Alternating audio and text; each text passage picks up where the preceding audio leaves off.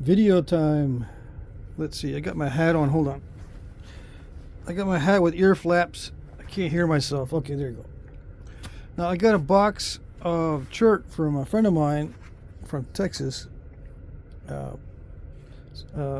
Subscriber. And his name is Isidore. So he sent me some stuff from where he collects. And I think it's very interesting stuff. I said I would do this on video. Well, let's see how it goes. It's just an amoeba type Chert, it looks like. Yeah. Looks interesting because it's kind of reddish or purplish. Yeah. Very interesting stuff. And it's waxy. Raw and waxy. Yeah. Looks good. Very, very nice. Okay, see if I can get something out of it.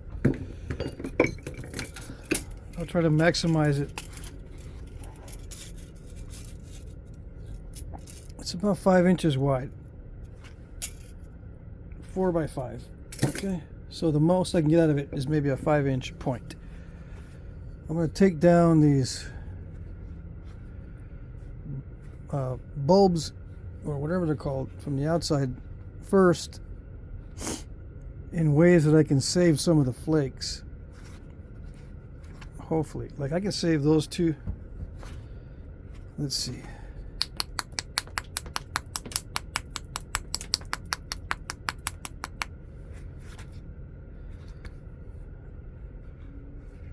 The center line is going to be in there somewhere. So I can't mess that up.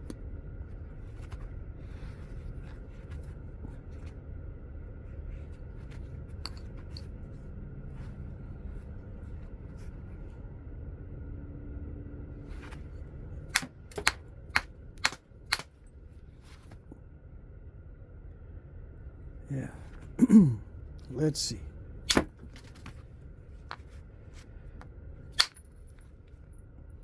It looks like high grade raw, but it's a little bit on the tough side.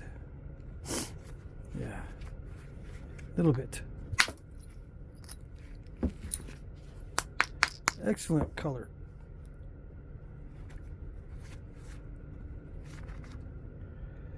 Let's see.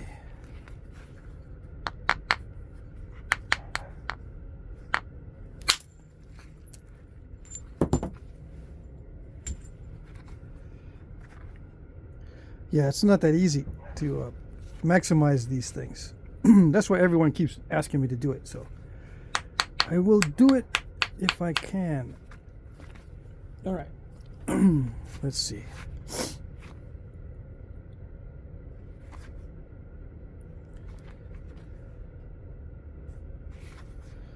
I don't know. If I think about these too much, it doesn't work out right.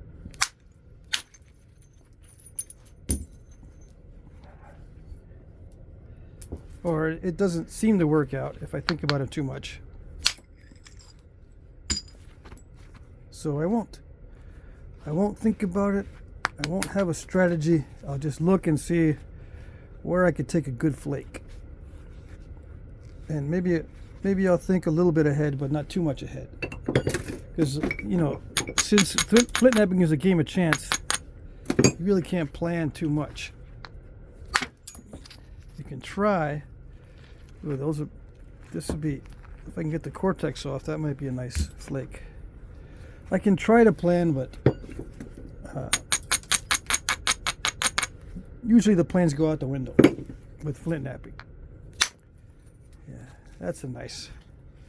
That's going to be nice. And no, you can't have it. No. This stuff looks kind of rare. I have not seen it before. And I've been napping a bunch of Texas stuff. Okay.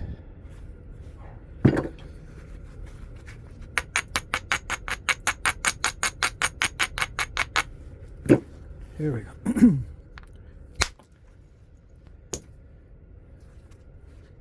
See, the object is to start zigzagging somewhere that's not going to waste a bunch, because you can zigzag but you can still waste a bunch if you don't zigzag in the right way or in the right spots for maximizing the biface. I mean, there's no real right or wrong way if all you're looking for is flakes, but if you're trying to maximize it, there is a bit of a thinking process going on. Yeah. Okay.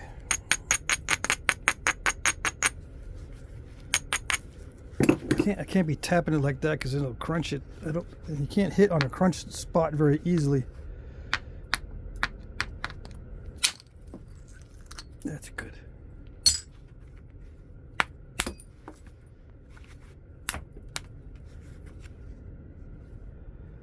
Yeah. You gotta watch out for, so if I take too much off, I won't have that length. Gotta be kind of careful with these areas that stick out, that have a potential for maximizing it. Man, it's cold. My hand is already frozen. Let's see. Dum-de-dum-de-dum. I got the space heater, but dang. Okay. This might throw me off too, just wearing a glove on this hand. If it starts throwing me off too much, I'm going to say, I don't care about the frozen hands. It's I think it's 20 degrees where I'm at right now. Last time I checked, but it's dropping quick. Alright, let's see. My runny nose is from the cold, it's from the cold weather, not from the flu or anything.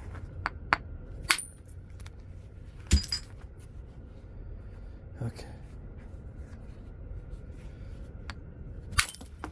Not like that. Yeah, like that. Here we go.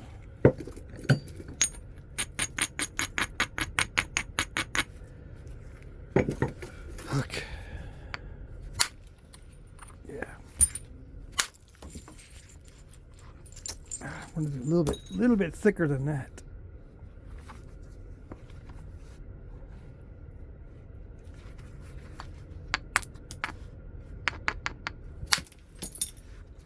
Yeah, it's okay.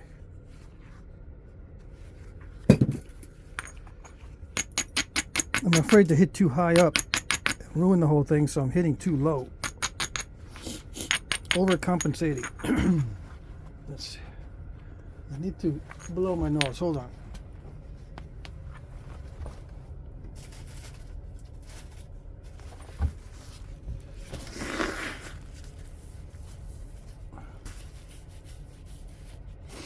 Okay.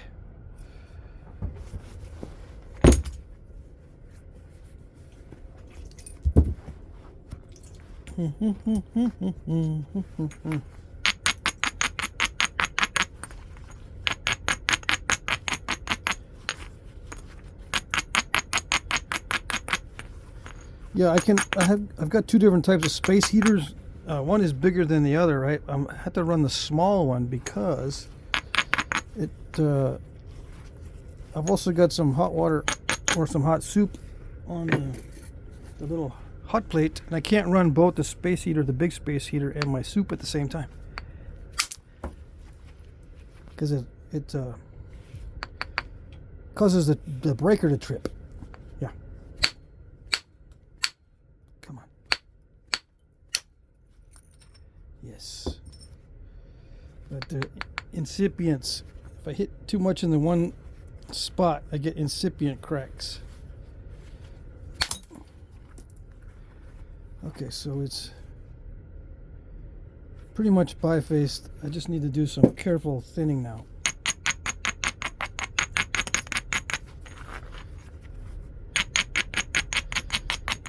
Hopefully get some more large flakes like this.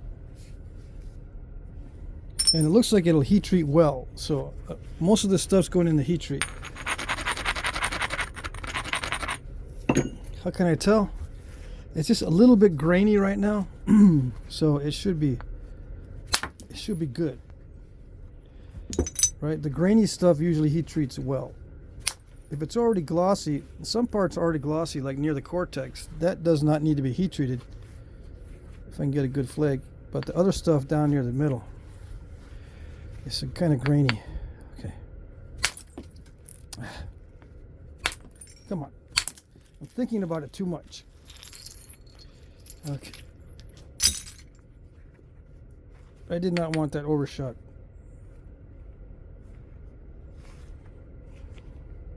Luckily, it did not mess it up.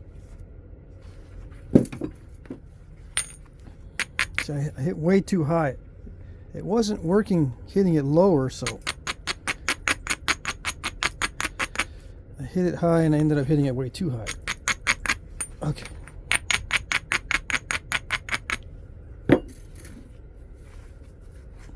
And the glove is a little bit in the way.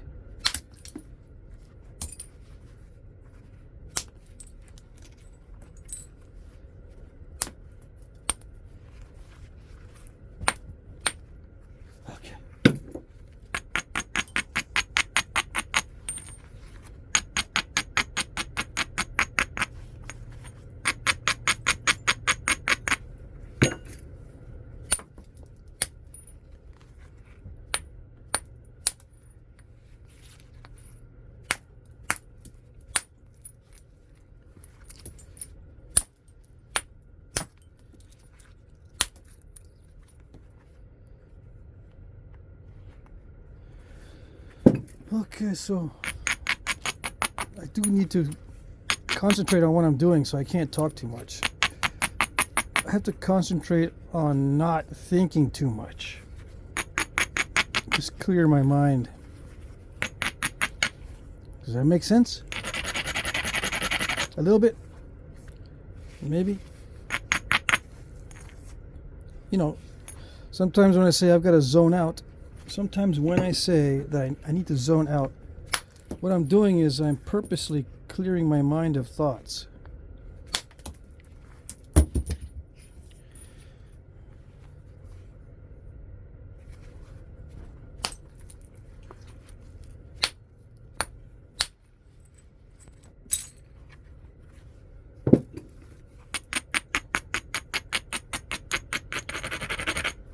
Now, some people asked me one time, do I imagine where the flake's going? Do I have like a picture in my brain of where these flakes are going to go? Yeah, sometimes I do. Yes. I'm thinking that it can go here, but sometimes it goes down that way, sometimes it goes that way. I do have a plan for the flake, yes. To answer that question, yes, I do think about where the flake's going. Just like when you're shooting instinctively like a bow and arrow, you do have a plan for the path of the arrow. Same with the path of the flake. But you need to correct it with practice. It's not perfect. After a while you get the hang of it better and better the more you practice. Yeah, you shoot the flakes just like the, well, not just like an arrow, but the way I shoot arrows is I'm actually throwing the arrow with the bow. It's like throwing a rock.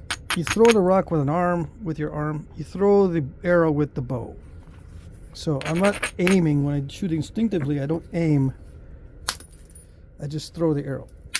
And after I get used to the bow, my throws of the arrow get more and more accurate.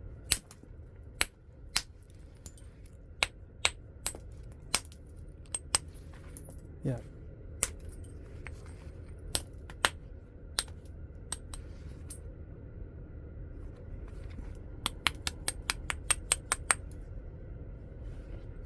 See, the bow has to become an extension of yourself.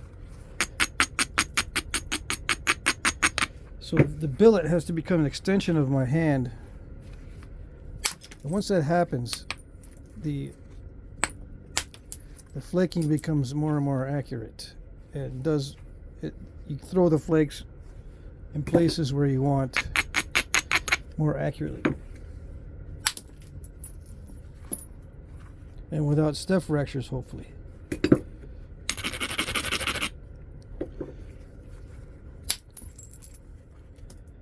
Okay. Yeah, this is high grade, mid to high grade stone. It naps similar to the root beer stuff. It's a little bit tougher than other amoeba cherts that I've napped, but very similar, of course.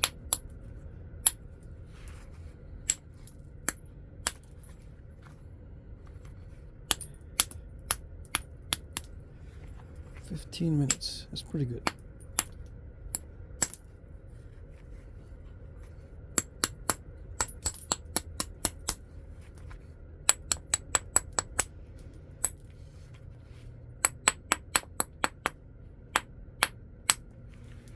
Okay, so that's the blank. 4.5 by 2 7/8. Okay, let's see. I'm a little bit afraid to thin it down.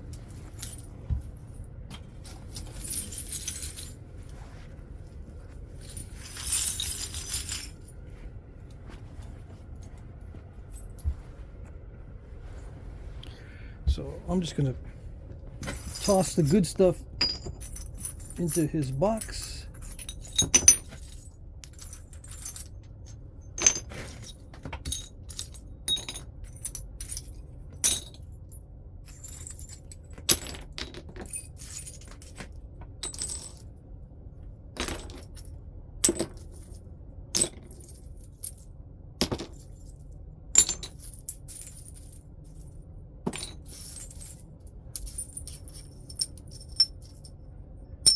Yeah, even these small ones are good. Oh, they might be a little bit too curved. If they're too curved, I don't save them. You can't get anything big out of them, or anything within the correct size. You got to be at least a 1/2 inch wide by 1 inch long, flat, in the flat zone of the flake. 1 inch long by 1/2 inch wide minimum, for me to even have a chance to make an arrowhead. So yeah, all the other stuff is smaller than that, or curved. Too curved. Okay. That's really nice. What about translucency? It's got some, yes. Yeah, it's not all glowy. Yeah, another thing that I want to debunk is when you heat treat, it loses its glowiness or translucency. I need an instrument to measure that, so in order for me to debunk that, I need to buy that instrument that records the amount of light passing through. It gives me an indicator on the amount of light passing through. And in my experience, after you heat treat, it improves the translucency, not decreases it. Okay? But I got to test it for sure so I can properly debunk it. Debunk the myth that heat treat reduces the translucency. Okay.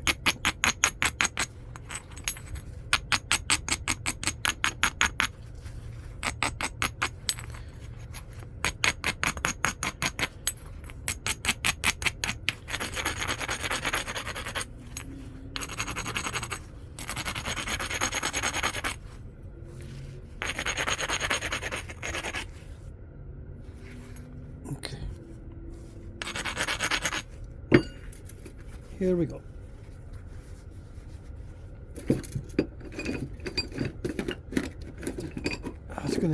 The glove's gonna make it a little bit difficult for me to pick up stuff. Where's my other glove of this type? I don't know. Let's see.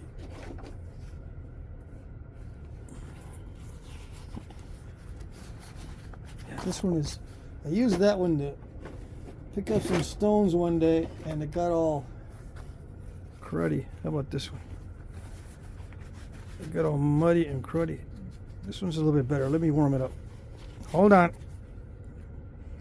Yeah, part of the video is just me messing with the gloves and trying to stay warm so that the feeling cold is not going to interfere with my flint napping. See, because my fingers are already feeling very, very cold. Let's see. That's why I've been napping in my friend's garage, because his garage is heated. Yeah.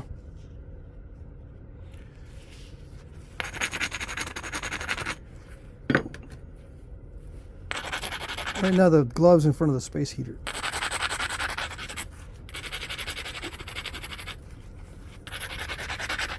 Okay, let's see. Did it get warmed up? Ooh, yeah, it's a little bit better. The fingers are still cold. Hold on. This is important because I don't want to break this. It's very valuable to me.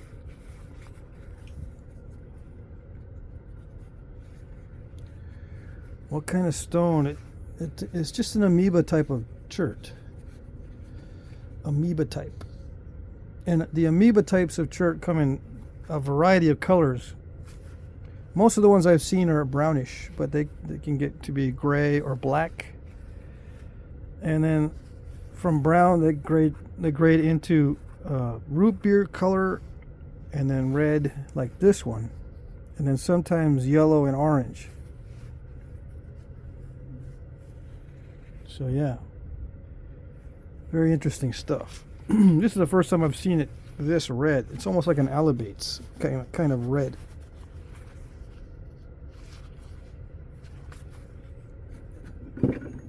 Okay.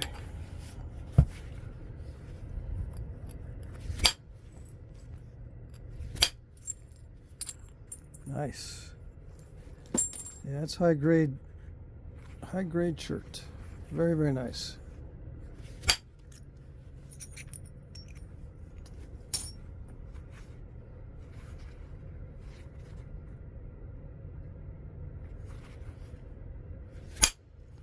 It's a 5/8 aluminum rod, 5/8 diameter, 6061 aluminum. You can get it on eBay.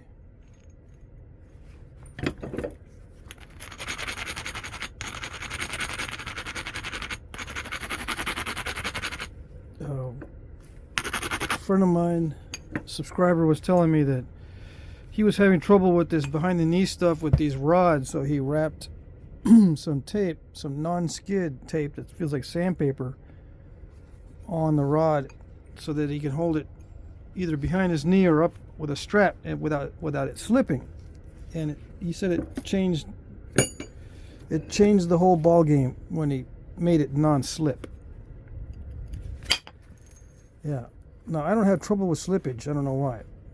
But he was having trouble with slippage, and once he made it non-slip, it changed his whole game. So I just thought I'd mention that, because my mind wanders. Oh, yes.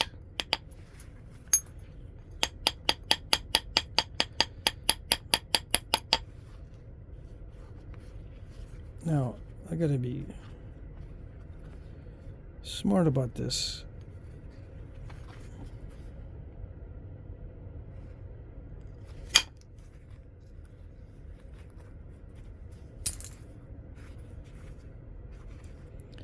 Smart about it in a way that I can remove flakes without putting too much stress on the piece in areas that are hard to remove flakes from without breaking the whole thing. There we go. I'll look through that pile one more time before I toss it out, because I know some of you are going to say, yeah, don't waste those. Those are precious.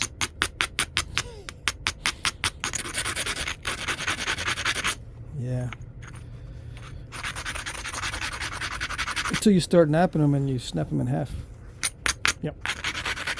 But if you got dozens and dozens of those, then You can snap in half of those and still got plenty left over.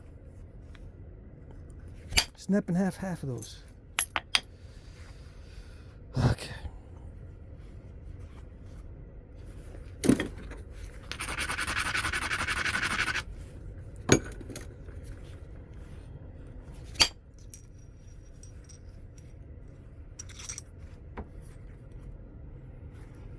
It's getting there, little by little. As long as I don't mess it up.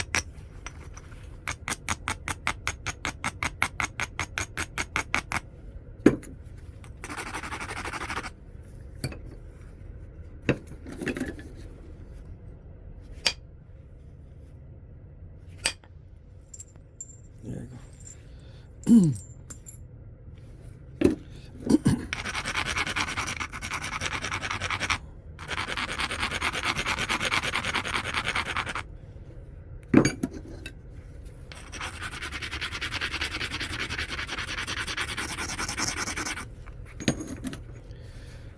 See, this is really nice stuff right in there, but it's all kind of, it got all crunchy because it's different consistency. Yeah. It's a little bit too easy to nap right there.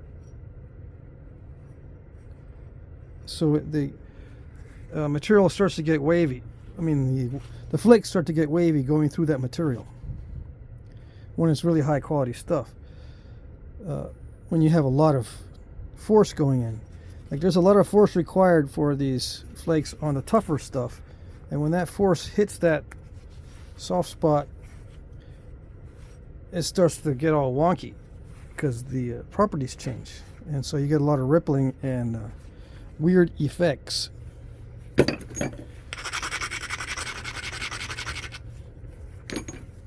got to be careful how I clear that out. It's easy to nap it, but it's also easy to make a mistake on it. Yeah.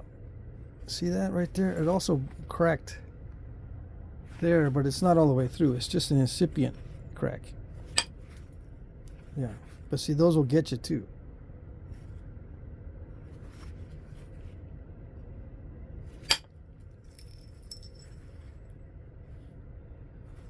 Yeah. And if there's a spot where it's inconsistent right in the middle and you hit the ends, it'll snap through that inconsistent area because it's a weak spot.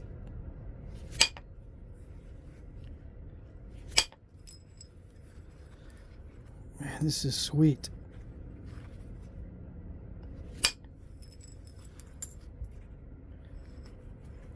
I need to wait for the optimal conditions to finish this out, I think.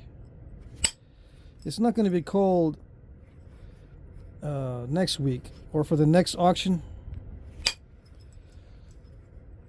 This auction, I'm going to have to nap all my points today in cold weather. But that's okay for the smaller points. I'm going to make a bunch of stuff out of bifaces this big, hopefully today. So I'm not going to nap this today. I'm not going to finish it out today. I'm going to finish it out on another video because I don't want to snap this in half. That would be completely heartbreaking. This is a rare chert. Right, what is the size? 4.5 by 2 3/4. This one, I got a lot of them this size. I think I'm going to make stuff of this size for this auction. This is 3.5. Yeah. 3.5 inches long compared to the 4.5. But yeah, excellent stuff, Isidore. Excellent, excellent. I'm not going to heat treat it. I'm going to finish this out on a different video. So let me write that down.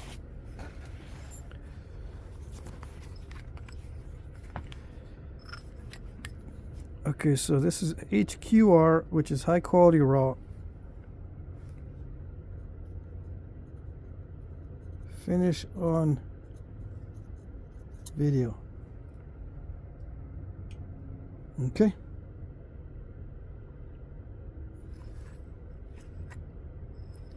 There we go. So yeah, these flakes down here are usable.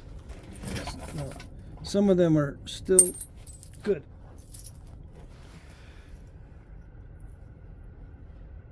Translucency. Yeah. Some of this has banding, so it looks almost like an agate. Like this one. I bet you if I tumbled it, it would be nice. It's got variations in color. I don't have a tumbler, so besides, what would I use them for? I don't have an aquarium or anything like that, and I don't do indoor potted plants type stuff, so I don't have any use for the tumbled rocks. Of course, I could always just collect them. I collect too much stuff as it is.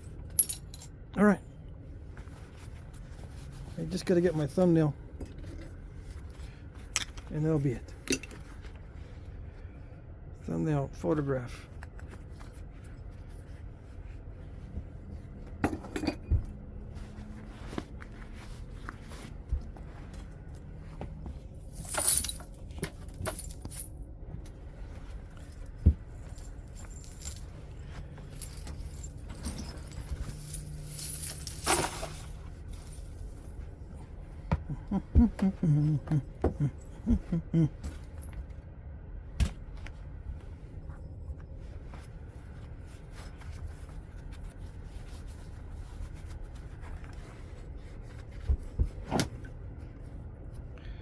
Yeah, okay. What's the ratio? Hold on. Let's say it's let's say 70, just as a round number, 70 millimeter by 10 at the thickest. 7:1. 7:1 with only the billet, right? The bopper. So I'm improving on it. I'm getting, it went from 5:1 and then 6:1 and now 7:1. I think that's as thin as I want to go, though. Even though I might be able to go thinner than 7:1 with the bopper, I don't like to risk it. All right, so there you go. That's it.